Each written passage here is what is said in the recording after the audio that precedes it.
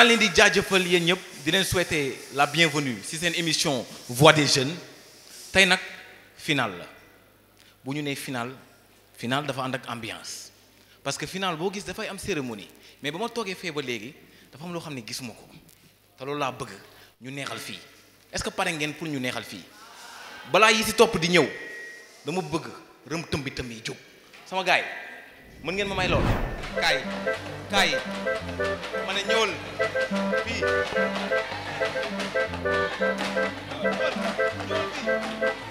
ñëwal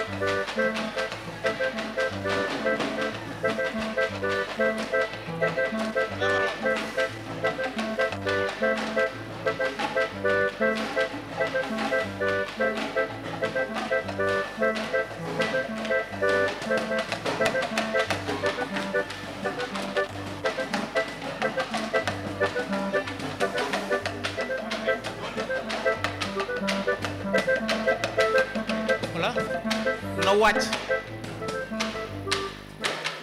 lii laa bëgg alors est-ce que li ma bëgg mën na nekk mën nga may am fii di amaale sawaay ci fond bi kii gérer loolu mën na nekk na nga ko suufeel ki càpp kërëm pat gis pati gis përum pat gis càppal la gis jas ci gis ko prat si gis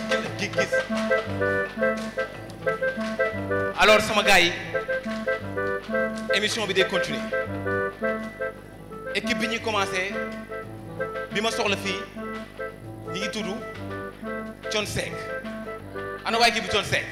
bon donc comme niñ leen ko waxee ñun ñu ngi nekk équipe Thione Ballago Seck de Pikine ñun doon fi tey solution boo xamante ne ñu ngi ko tuddee këriñu barax bi donc habitant de la zone des Niayes plus particulièrement département Pikine donc bu ñu nee département Pikine je pense que ñëpp xam nañ ni bëri nañ ay lac bëri nañ aussi ay zones inondables ba tax na am na benn gàncax buy faral di bëri lool ci sunu zone boobu ñu koy wax tifa en français ci olof ñu koy wax barax je pense moom ngeen di gis nii mu nekk ci ginnaaw image bi ngeen di gis noonu yëpp ci lag yi donc on s'est retrouvé que ni plante bii nii dafay faral di sax très souvent ci bërëb yu bëri ci sunu département te ñu bëri daf leen yàqal par exemple kër yi nga xamante ne nii day faral di inondé bu ñu toogee un certain moment dañuy gis ñax mi sax fa bu ñu daggee même pas un mois day ñëwaat ba ñooñu mënuñu ko utiliser waat bu ñëwee ci sunu lag yi ak le plan Orsec gis nañ ni par exemple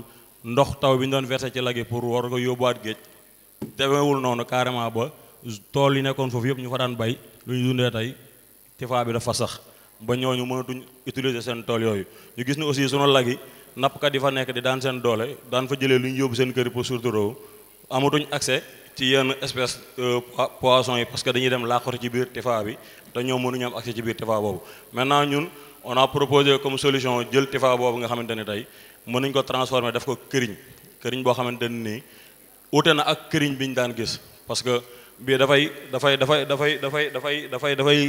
feeñ ci 3 aspects yu am solo ci dundu doomu aadama bu njëkk bi mooy santé parce que tey boo nee këriñu barax bi ñëpp xam nañ ni këriñu barax bi ak ñi ko jot a utiliser bokk parce que jot nañ ko expérimenté këriñu barax bi du saxaar contrairement ak beneen charbon bi ñuy wax charbon de bois këriñ bu dul saxaar nag ñëpp xam nañ ak këriñ bi saxaar yemuñu parce que bii saxaar souvent da nga koy nooyi da am problème respiratoire ci côté environnement ñëpp xam nañ ni pour defar charbon de bois dañuy dem dagg ji ay garab maanaam déforestation ak déboisement bi nga xam te ni moo waral tey lu ëpp ci réchauffement climatique bi nga xam te ni àdduna bi moo ngay jànkonteel bii nekkoo fi di dagg ay garab au contraire li ngay dem dagg sax plante bi ñu bëri da ngay dem di ko daggal sa boobu sax borom tool ne la xaaral ma daggal la parce que man damay arrangé ndax ma mën a utiliser espace boobu beneen côté bi mooy côté emploi ak par exemple économie parce que tey gis nañ ni këriñ bii nii ñun li ñuy soxla comme matière première jënduñu ko dañuy dem comme ni ñu ko waxee dagg ko ñëw chercher processus bi sama gars yi dinañ ci ñëw bu ñu paree li nga koy booleel muy soit amidon bi wala leneen gars yi dinañ ci ñëw tamit loolu li muy jar cherul mën nañ ci am quantité bu ndaw donc defar ci këriñ boo paree di nga ko mën a jaayaat am ci bénéfice boo xam te ne dina la jëriñ en plus de ça on s'est dit que ni tey sunu moromu jeunes yi nekk ci banlieue bi yëpp am problème bu xëy sunu yaay ngam te ni dañuy bëgg di taaba amuñu luñ jaay tey sunu moromu jeunes yooyu ñoom mën nañ dem wàcc ci zone yi nga xam te ne moom tifa di dagg tifa bi ñëw ñu peser di ko jënd si ñoom par kilo déjà loolu créé na emploi suñu paree ba defar ba am suñu produit fini comme nii yóbbu ko ci sunu yaay nga xam te ne ñoo nekk ci mbootaay yeeg borom boutique yeeg yooyu ñoom ñu mën ko jaay am ci luñ suturloo li ci des ñu defaat ko ci biir équipe bi donc moo bàyyi gars yi ñu continuer ci li ci des. Effectivement, comme nous l'avons dit, le projet est réalisable dans un délai bien défini. Parce que depuis que nous avons choisi ce projet, on a toujours mené des recherches afin de pouvoir trouver une bonne méthode qui nous permettra de produire un charbon de qualité. Et pour cela, il nous a fallu 2 semaines de formation pratique au CERER, Centre de recherche des énergies renouvelables, avec Aminata, une experte en la matière. Jàppale nañu nag defaral ñu formation comme il se doit de ce fait ñun dañoo wàccaat demaat ci jeunes yi di leen expliquer wan leen pratiquer leen encore formation bi nu muy demee étape par étape. Et pour cela aussi à l'issue de cette formation jot nañu produit li nga xam ne mooy 60 kg de charbon bi nga xam ne jot nañ ko distribuer les ménages ñu mën ko tester xool ba xam këriñ mi maanaam ban njariñ la leen amal aussi. te pour ñu produire charbon aussi dinañ soxla li nga xam ne moom mooy liant maanaam liñ ko war a boole pour mun a compacter wu. Par exemple liant yi ça dépend, mën nañu utiliser farine, mën nañu utiliser par exemple amidon, mën nañu utiliser aussi ce qu'on appelle l'argile. On a aussi besoin par exemple d'eau. Pour ce faire, quand on veut produire du charbon, déjà on a besoin pour chaque kilogramme 60 grammes d'amidon, 1,50 litre d'eau, plus 940 grammes de poudre de TIFA déjà carbonisée, qui nous permettra d'obtenir en retour le produit fini. Pour le coût de production, par exemple, on a besoin de 750 francs seulement. Quand on dépense 750 francs, on va obtenir en retour un bénéfice de 1750 francs. Parce que pour la production, le charbon, on le vend à 250 francs par exemple. Pour 1 kg, 250 francs. Ce qui veut dire que notre projet est rentable. On ne perd rien.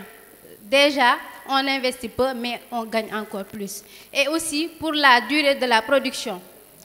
En période d'été, par exemple, le temps va durer par exemple 12 jours. Parce que là-bas, il y a absence de soleil. Ce qui va permettre que notre production va être plus rapide, soit 1 semaine, 5 jours. Et pour la période d'hiver, par exemple, on va produire par exemple, autant pour moi, la durée de production par exemple va être 17 jours, soit 2 semaines, 5 jours. Merci beaucoup. Alors, su ngeen déggee ñuy wax ni dañuy utiliser barax bi def ko këriñ, ça ne veut pas dire que ni barax bi fañ koy amee dañu koy ñàkk. Parce que barax bi dafa présent fi nga xam ni fa la ñu dëkk mooy dans le département de Keur Massar, dafa présent également dans toute la zone des Niayes et dans l'intérieur du pays à Rosso. Donc dafa nekk plante boo xam ni boo ko daggee avant ñu naan 2 mois dafay saxaat. Donc dafa nekk une ressource première en abondance boo xam ni mën nañ ko am fu ne. Donc loolu dafay am solo ci durabilité wu projet bi maanaam fépp foo xam ni gis nañ ni barax ma ngi fa mën nañ faa dem exploiter ko te bu ñu ko daggee am na ay normes de coupe yoo xam ni ça te permet en 2 mois dafay ñëwaat. ñi nga xam ni dëkk nañ ci zone inondable yi xam nañ la may wax saa boo ko lakkee wala nga dagg ko du yàgg dara dafay ñëwaat. Également en perspective ñun liñ ci bëgg mooy déjà formé nañu 35 jeunes yoo xam ni bañ leen di présélectionné pour former leen dañu gis ni ñii c'est des étudiants ñeneen ñi ay élèves mais ñeneen ñi également dañu nekk ñoo xam ni ay ouvriers lañu ñoom souvent ci grandes vacances yi jàppuñ dara li tax ñu former leen moo di dañu bëgg ñoom ci grandes vacances yi ñoom ñu def comme ñun nu ñuy def ci seen gox ñu bàyyee di jàppee barax bi néfaste ñu bàyyee di ko jàppee lu yàq la mais ñu jàppee ko loo xam ni c'est une aubaine c'est quelque chose boo xam ni dafa ñëw à leur pays ñu mën ko exploiter. Maintenant en perspective dans le court terme c'est ça et dans le long terme ñun li ñu bëggaat leneen moo di jël barax boobu defar ci ay briques écologiques parce que les études ont montré que bâtiment yi nga xam ne dañ ko tabaxee ay briques yoo xam ni TIFA la moo ëpp fraîcheur moo dàq garder humidité. Beneen bi mooy bi ñu defaree suñu këriñ ba noppi on s'est dit ce serait paradoxal di ko def ci ay sachets yoo xam ni c'est en plastique moo waral ñun ci boppam ñoo dem gis koo xam ni dafay defar des sachets en papier mu defal ñu formation de 72 heures bañ ci noppee sachets yi ñun ñoo ko defar ba tax na damay lancer appel à tous les jeunes yi nga xam ne ñoom ñoo fi ne tey saa bu ñu bëggee tey exemple waa mënal ñoom dañuy jàppale ay xale yoo xam ni dañu bëgg ñooñu am formation saa bu ngeen bëggee xale amati formation mën ngeen leen boole ak ñun ñu former leen ci transformation de TIFA en charbon wala également ñu boole leen ci defar ay sachets en plastique parce que àdduna bi fa la jëm merci beaucoup. Donc merci beaucoup, le projet est très pertinent vraiment et puis j'ai vu, enfin nous voyons que vous avez vraiment mis le cœur à l'ouvrage pour produire. Moi j'ai deux questions. Donc la première question c'est quel est le rôle du barakh, quel est le rôle du barakh dans l'équilibre du biotope? Parce que ce n'est pas des plantes qui sont là par hasard, parce que la nature est quand même relativement bien orchestrée. Donc quel est son rôle? C'est-à-dire que si vous les coupez, est-ce qu'il n'y a pas d'incidence sur l'équilibre global du biotope? Ça c'est la première question. La deuxième question, c'est que c'est un projet qui peut être un projet industriel. De combien vous avez besoin pour produire et pour quelle production par jour? C'est clair? Merci. Oui, on va en même temps poser les questions et vous allez répondre d'un seul coup parce que l'une de mes questions est assez proche de celle de Youssou. C'est sûr, vous avez dit que c'est une ressource qui est inépuisable presque d'après votre explication parce que c'est dans l'environnement du projet ou de la communauté où vous intervenez. Mais nous avons vu qu'actuellement l'État du Sénégal est en train beaucoup de travailler sur la mise en place d'infrastructures contre les inondations dans les bas-fonds, dans les communautés de Pikine, de Keur Massar. Est-ce que ça, c'est pas un risque pour la survie un peu de votre projet, d'autant plus que ça peut être un moyen, peut-être une solution d'éliminer définitivement la TIFA dans cette zone? Ça, c'était la première question. Et la seconde, c'est à propos de la machinerie. Vous avez parlé de beaucoup de choses du point de vue des intrants, mais si vous voulez mettre le projet à l'échelle aujourd'hui, de quelle infrastructure, équipement avez-vous besoin et quels sont les coûts? Et félicitations pour la pertinence de votre solution.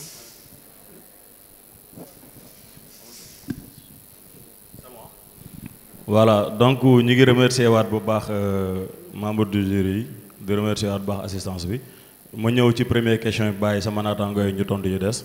Donc comme ni nga ko waxee barax bi certes am na rôle bu am solo ci dundinu doomu aadama wala zone bi nekk mais comme ni nga ko waxee léegi ci sunu biir présentation yàlla dafa dogal mu nekk plante boo xamante ni dafa am ay normes de coupe yooyu yëpp ci biir formation yi ñu jot a def ñun ak yi ñu dispensé ci lañ ko xamee ba mën ko jàngalaat ci yeneen zone. Donc norme de coupe bi am na noo koy daggee dans 2 mois maximum 2 mois plante bi dafay ñëwaat ba di nga ko mën utiliser waat mais comme li ñu ko waxee gis nañu am na zone yoo xamante ni c'est des zones inondables ay këru jàmbur yoo xamante ni dafa sax xëy na ñooñu dañuy sax jaaxle parce que dañuy dagg balaa ñuy vider ndox bi sax plante bi génnaat foofu am na norme de coupe boo xamante ne boo ko daggee plante bi du ñëwaat mais fu ci mel ni tey ci lag yi comme ni ma ko waxee ñun département bi ñu dëkkee muy département de Pikine boo ñëwee par exemple boo demee Technopole lag Waruwaay lag Wuy ak lag yi nekk foofu yëpp plante bi mu ngi fa fees dell donc foofu ñun fa lañ jàpp pour l'instant ni fa lañ mën a amee sunu matière première ba bu ñu demee dañ koy dagg de telle sorte que dans un maximum 2 mois day ñëwaat ñu mën ko utiliser waat comme matière première. Je pense que j'ai répondu à la question.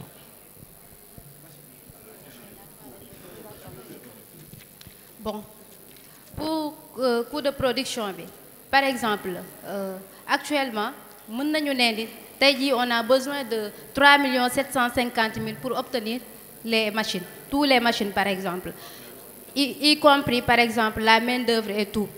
Par exemple, si on a ces 3 750 000, on peut produire par jour environ 2 tonnes ou par exemple 3,5 tonnes par exemple. Merci. Benen bi nga xamni mo jëm ci effectivement infrastructure yi nga xamni état bi mu ko mettre en place pour lutter contre les inondations. En fait nous-mêmes nous nous inscrivons dans ce lancer là parce que barax bi dafa nek ben plante bo xamni souvent sax da fay sax ci canaux de comment dire de drainage d'eau yi donc da fay tax ba ndox mi sax déjà du mëna dem.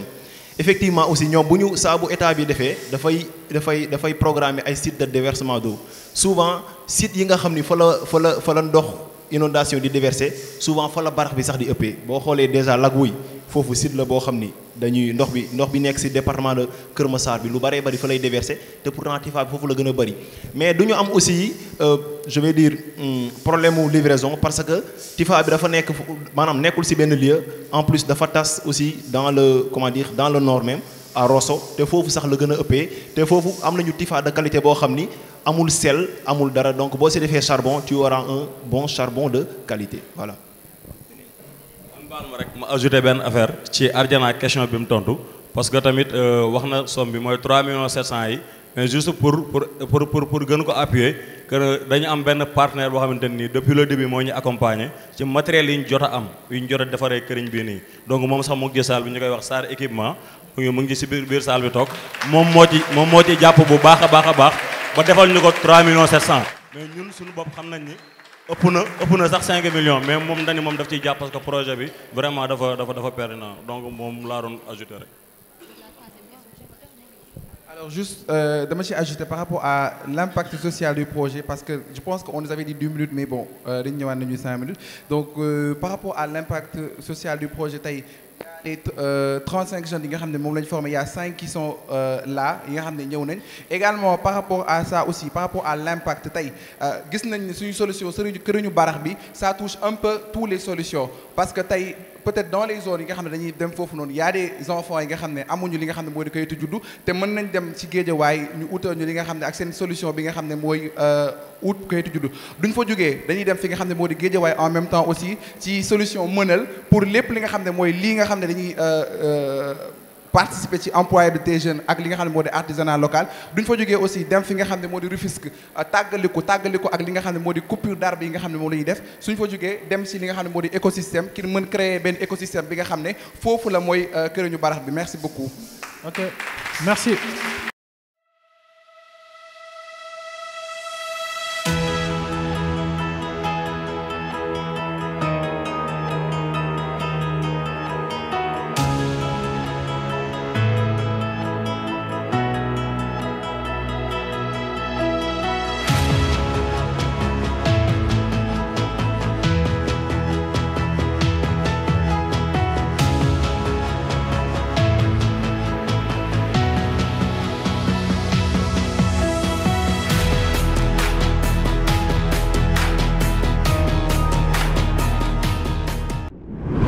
suñ jógee Pikine dañuy doxantu nànk ñu dem Kër Massar bu ñu demee Kër Massar ñu fekk fa équipe bu Amadou Hott.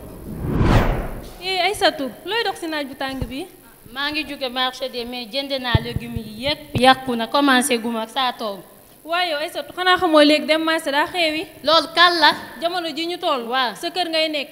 bay produit yi nga soxla yëpp te doo ci perte temps en plus am na rentabilité. kan mooy def loolu ci dëkk bi. ay jeunes yi ndaw lañ. Kër Massar gii lañ dëkk. en plus de ça ay étudiants lañ pareeguñ sax seen jàng ñoo créé benn projet bu tudd écosystème. lan mooy écosystème. écosystème comme ni ma la ko waxee jeunes yooyu ñoo ko créé. pour xeex chômage ak insuffisance alimentaire. mais aussi favoriser l'agriculture en milieu urbain. loolu am na solo de fàtte naa sax damay gis benn grand nekk Twitter ak Facebook chaque jour di jàmbat garab yi di arroser di planter comme loolu mooy agriculture urbaine. waaw d'accord loolu am na solo de. en plus de ça Aïssatou. ma laaj la. guerre Ukraine bii ñu passé. ak Covid bi. est-ce que war naa tax Sénégal pays produit yi ñu soxla yëpp cher. te en plus de ça am na produit yoo xam ne pour nga teg ko bët rek problème la est-ce que war na loolu ci pays bu mel ni Sénégal. non loolu ça ne doit pas être possible avec un pays comme le Sénégal. D'autant plus que nous tendons vers l'émergence. Le Sénégal a tout ce qu'il faut pour se développer. D'autant plus que l'agriculture constitue la base d'un développement durable. L'agriculture englobe plusieurs facteurs, dont l'insécurité alimentaire, le chômage des jeunes, les changements climatiques, d'une manière générale, la protection de l'environnement.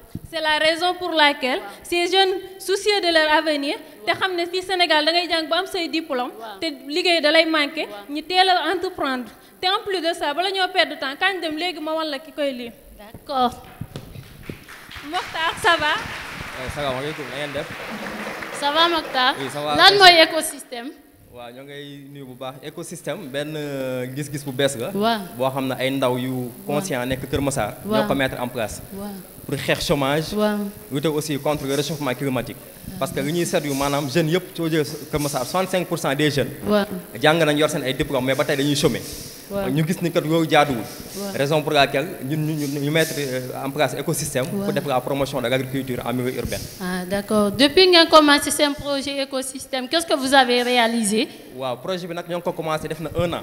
Suite à un concours bu ñu participé woon. social waa UNICEF ak waa Soyons Solutions mettre ko en place. D'accord. Déjà yàggul. Mais suñu première réalisation bu ñu ci njëkk def. créé nañ benn champ urbain à Kër Massar. loolu am na solo de. mu nekkoon benn champ d'expérimentation. xam ne fa ñuy tàggatee bépp ndaw boo xam ne dañuy jël intégré ci programme bi. D'ailleurs sax produit yi ngay gis nga xam ne dañ ko def transformation.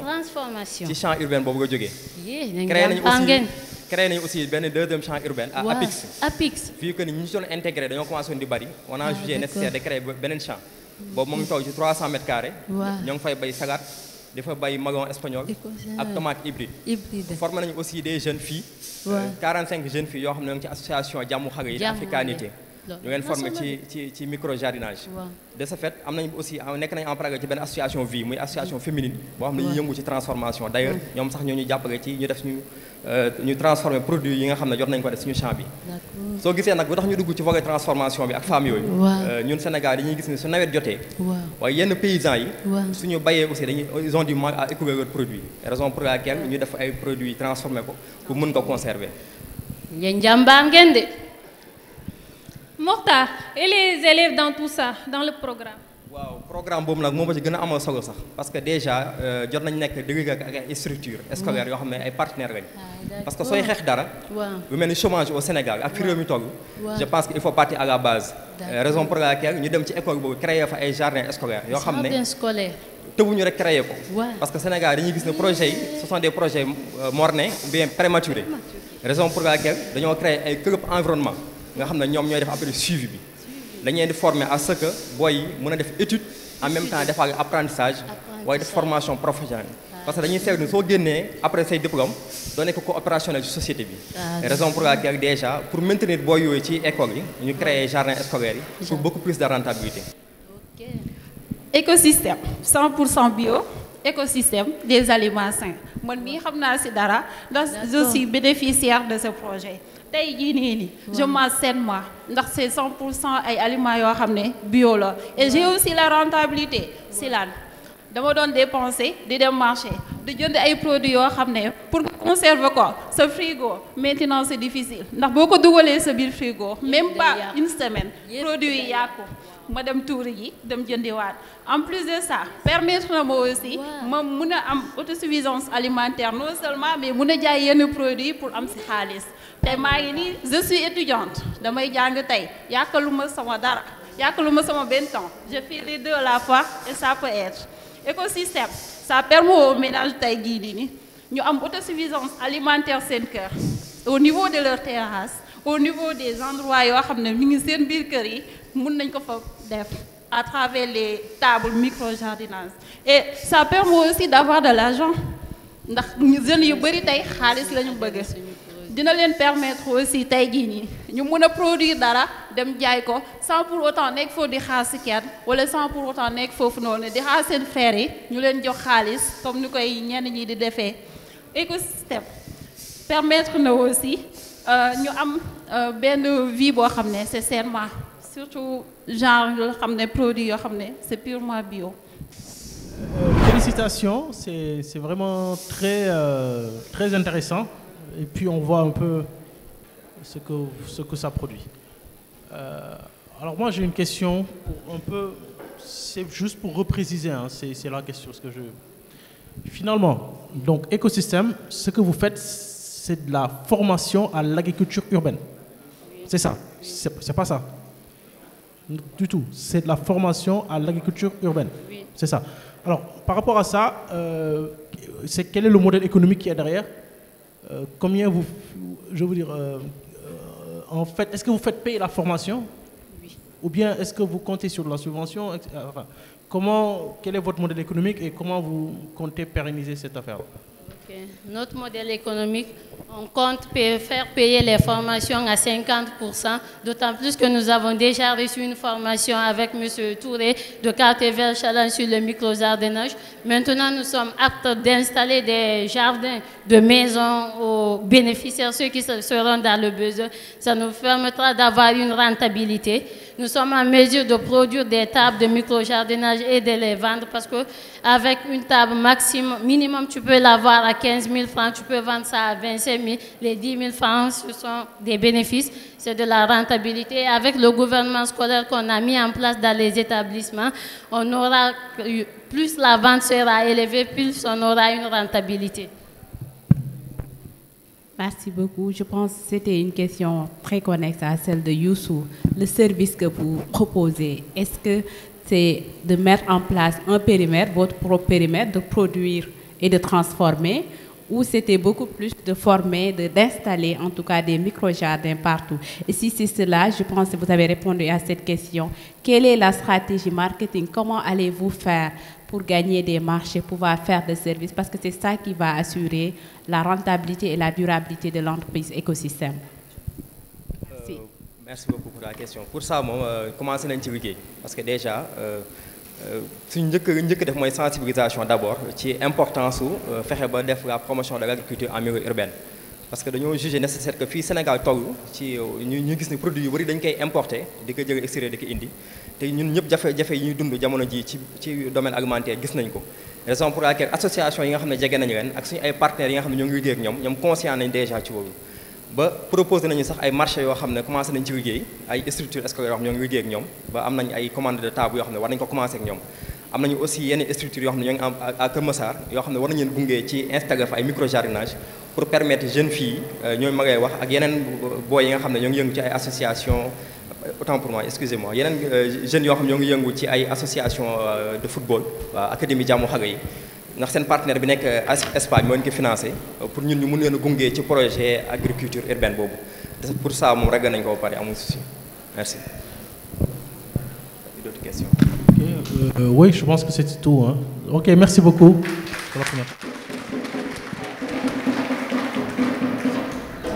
su ñu jógee Kër Massar dañuy doxantuwaat dem Rufisque équipe bi may woo nag équipe bee ngi tudd Pape Bouba Diop dama bëgg ngeen tàccu leen bu baax.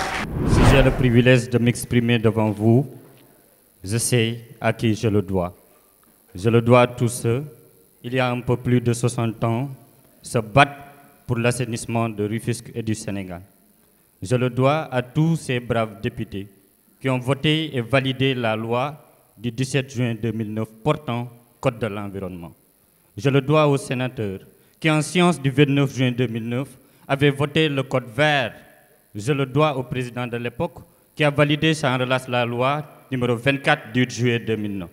Cette belle loi a permis à notre pays de traiter les questions liées à l'hygiène, l'assainissement, l'urbanisme et la construction. La philosophie du projet Tagalikou est que le principal obstacle pour aller au bout de nos rêves, c'est nous. Nous voici aujourd'hui plus fragiles, alors que des générations rivalisaient contre les insuffisances dans la gestion des eaux usées dans le département de Rufisque, et nous sommes plus que jamais exposés aux bourrasques de ce fléau. Une domination rationnelle, une domination traditionnelle, une domination charismatique. Elle s'adresse légitimement devant nous, car elle exploite avec cynisme la peur des populations. Trop longtemps, nous avons ignoré sa puissance. Nous avons par inconscience, par faiblesse, aveuglement, créé les conditions de sa victoire, car nous avons oublié de défendre Rufisque, car nous avons oublié de proposer pour le département, car nous avons laissé le doute s'installer Auguste Audience. L'engagement de cette équipe, de ces jeunes, est plus fort que les obstacles. C'est pourquoi nous avons décidé.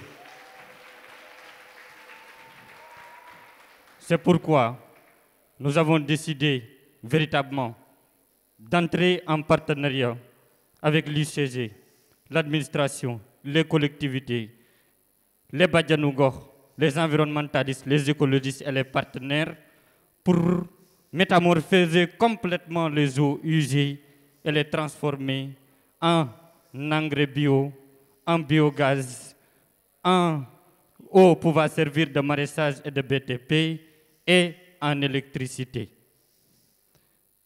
Tout ça dans un prix rentable pour le Gorgorlu sénégalais. Je vais laisser le soin véritablement à mes camarades qui vont vous expliquer comment on a installé notre biodigester à base de fosses septiques dans le département de Rufisque. Et nous avons plusieurs partenaires. Salam alaikum. Comme Babacar Nimouko sama capitaine, nous à Rufisque, on a les problèmes avec les eaux usées. À l'unanimité, on était d'accord pour trouver un projet innovant à l'avenir de faire rentable. Les si lolu nak lañu prévoir utiliser les eaux usées en les transformant en énergie thermique. En énergie thermique pour avoir du biogaz. Qui parle de biogaz parle de la méthanisation. Et pour parler de la méthanisation, il faut qu'il y ait une fermentation de ces eaux-là. On a pu travailler avec certains experts comme Mouché Meng et aussi certaines de la ONAS aussi. On a eu à travailler aussi pour cette fabrication de biodigesteurs. On a eu à utiliser certains matériaux et de la plomberie pour son installation au niveau de Rufisque. Et avec l'aide de la fondation Socosim, on a pu réaliser ce biodigesteur.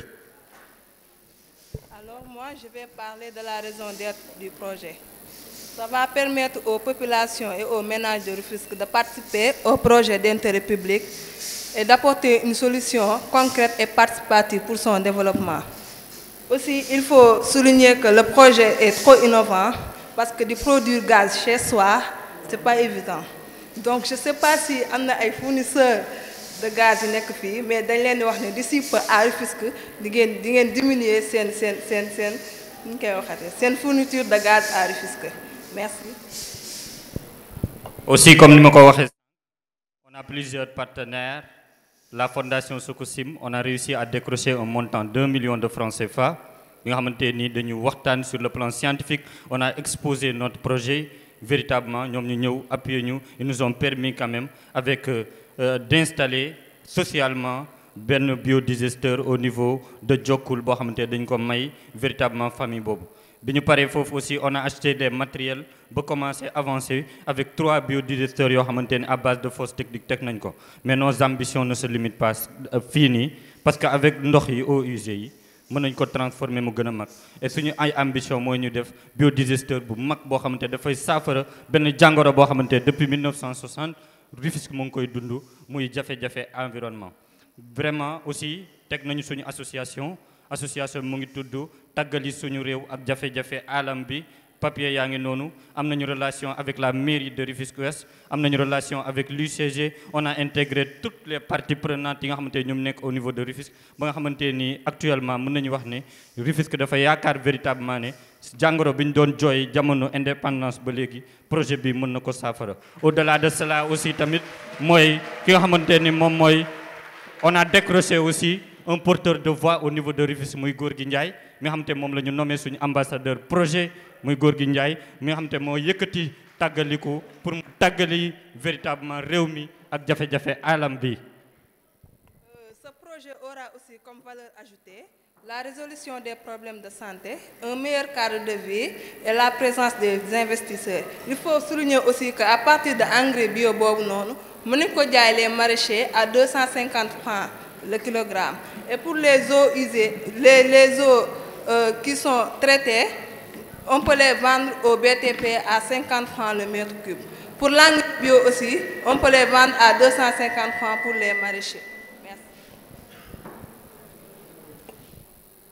ci loolu laay ñëw wax ni li Khady doon wax léegi nii mooy lan bu ñu waxee biogaz ñett mbuluñ nañ ko ci am si biogaz bi mën nañ ci am gaz mooy gaz bi nga xamante moom la ñuy utiliser suñu biir kër yi ci biogaz bi mën nañ ci am électricité bi mooy lampe bi nga xamante moom la ñuy taal suñu biir kër ci biogaz bi aussi mën nañ ci am engrais boobu mën nañ cee liggéey ak suñu yeneen sànq ñi ma doon wax noonu suñu xarit yooyu nga xam ne ñoom ñoo nekk ci écosystème ci biogaz bi aussi mën nañ ci liggéey ak waa Mënal ñoom ñi nga xamante ay porteurs de projet la ñu indil ay volontaires yoo xam ne dañuy ñëw ci ñun parce que ci salle bi am na ci ay volontaires yoo xam ne ils ont subi une formation aussi en biogaz et aussi ils ont participé aussi à l'installation de ce biodigester.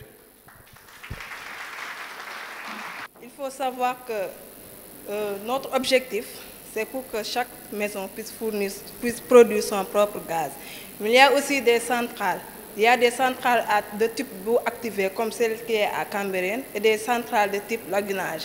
Pour la construction des centrales, c'est 6 mètres carrés par personne. Supposons la population de Rufisque, c'est 20 000 personnes. Pour l'hectare, ça sera 120 000 mètres carrés, c'est-à-dire 12 hectares. 12 hectares à Rufisque, c'est possible. Pour faire quoi? Pour faire quoi? Pour la centrale. Pour la centrale. Centrale de collecte des eaux. Voilà. Ok, mais vous voulez installer une unité de production dans chaque foyer. Oui. Et la centrale, ce n'est pas pour produire le gaz, mais c'est pour collecter les eaux usées. C'est pour collecter les eaux usées pour pouvoir les vendre au BTP ou au maraîcher. Ok. Parce que comme vous l'avez si bien dit, lors du premier plateau éliminatoire, quand on avait discuté, on vous avait dit qu'à Rufisque, on ne dispose pas, on dispose d'un système lagunage, c'est-à-dire les eaux usées qu'on collecte au niveau de Rufisque sont justement drainées et jetées au niveau de la mer. Utilisées avec le chaudière du centrale électrique thermique, les eaux qui proviennent de la mer, on les utilise pour réchauffer la chaudière. Avec cette eau-là, cette eau-là même qu'on prenne, voilà, pour refroidir la chaudière, c'est avec cette eau-là qu'on prenne pour sortir les eaux usées et les jeter en mer. Félicitations pour...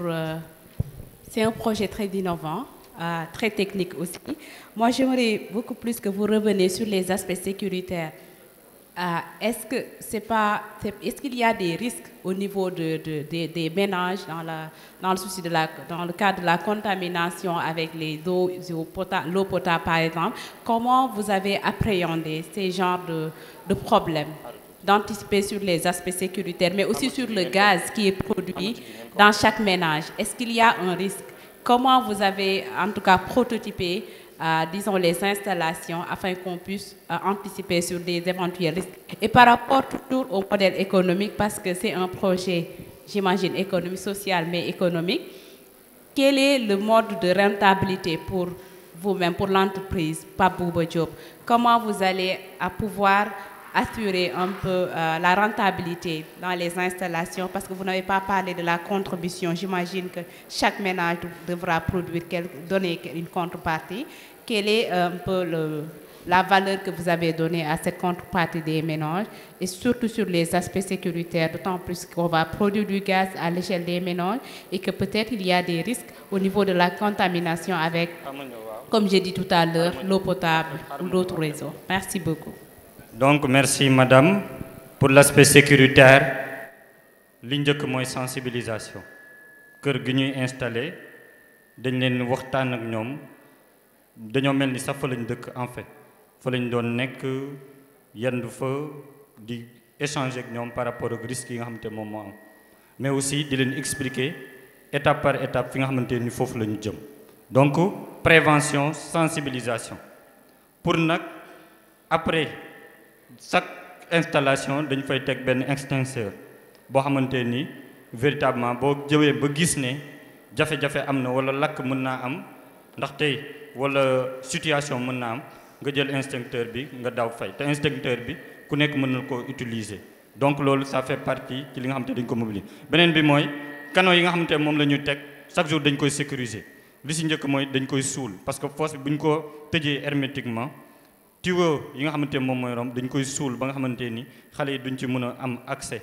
Au-delà de cela aussi tamit dinañu jël nañu ay mesures sécuritaires yu am solo par rapport ak surtout tuyau yi nga xamante mooy dem que ce soit PVC yi que ce soit PEX yi ñu attaché ko ak ay collier jël manomètre bi aj ko ci kaw mu am ñaari fonctionnalité fi lampe biogaz bi di jaar ak aussi fi nga xamante ni foofu la sortie di dem pour mu mën a dem ci fourneau à gaz bi.